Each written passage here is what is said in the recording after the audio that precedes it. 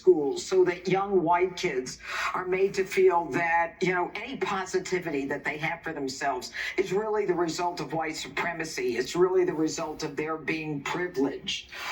It's almost taking away the pride that they can have in themselves.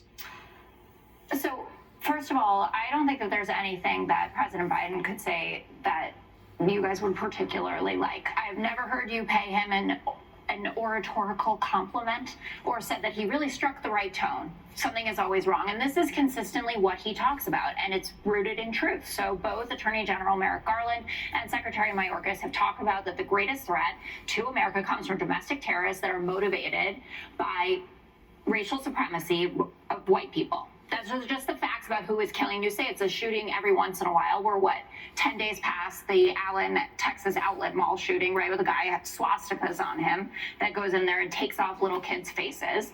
We have manifestos of people who go into Walmarts and say that you want to get rid of brown people. And it is a serious threat. And he's trying to draw a distinction between how his administration and how he sees the world versus a previous administration, what could be a new administration coming in, who doesn't seem to be bothered by it at all. And there are a tremendous amount of achievements that the Biden administration has done in improving the lives of Black people in America, the lowest Black employment rate right now, the investments in HBCUs, like Howard University, something they're doing through the infrastructure bill.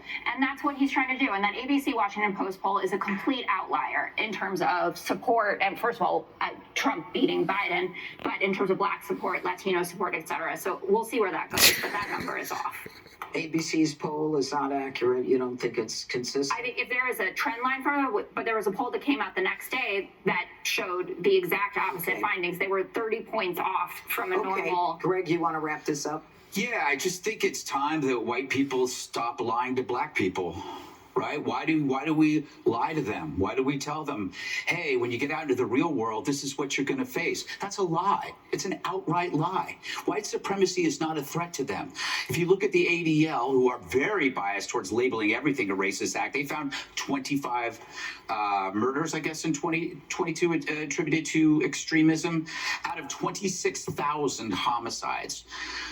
25 murders, two mass shootings. So it's rare, it's ugly, it's rare, but it sure as hell ain't the number one threat. That is the most obvious lie you could come up with. So he is lying. You have to ask, why do you lie to Black people?